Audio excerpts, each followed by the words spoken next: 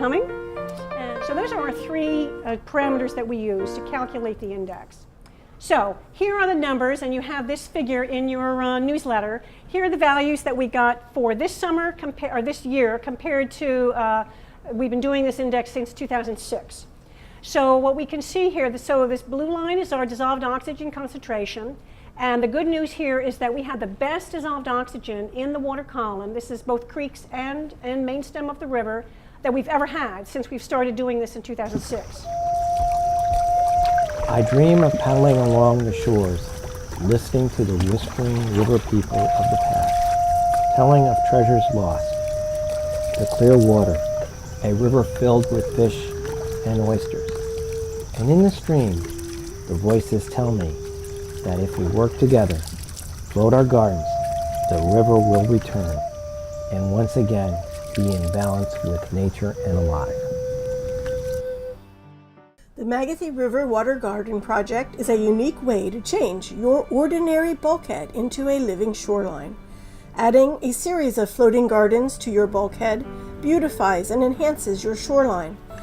Each garden will contain a unique set of emergent native plants. The plants are potted in pea gravel or sterile coconut fiber. The roots of these plants will create good habitat for fish and crabs.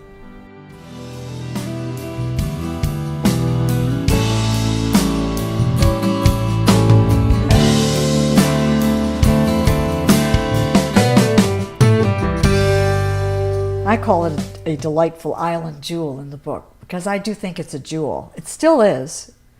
According to the original land plats for Dobbins Island, it was recorded as 12 acres lying in Magothy. It was called Magothy River, opposite the dwelling plantation of Zachariah Gray. So we're locating our anchorage at Zachariah Gray, and it was next to what they call Raspberry Island. Raspberry Island was the early name for Little Island. So you have the early name for Dobbins Island was called Big Island and attached to Raspberry Island. So who do you think owned it originally? John Gibson of Annapolis. Is a scrapbook, a 1934 scrapbook, showing a series of photographs of two young bald eagles.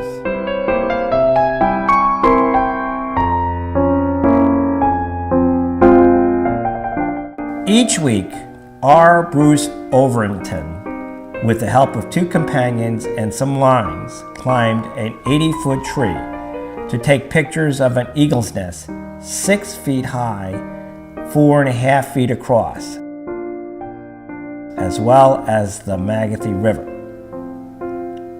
On March 18th, only a few days old, the egrets are lost in their huge nest. May 22nd, at 10 weeks, the birds are ready to fly and no longer could be handheld.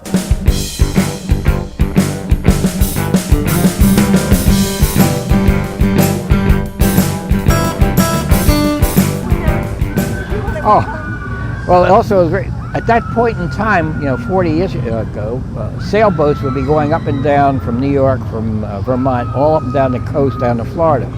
And they would come up to the Magothy River because it was noted on the map as an isolated overnight stop. And when they would come, my daughters and I would swim out to the boat, invite them ashore for dinner, and we met some very interesting people.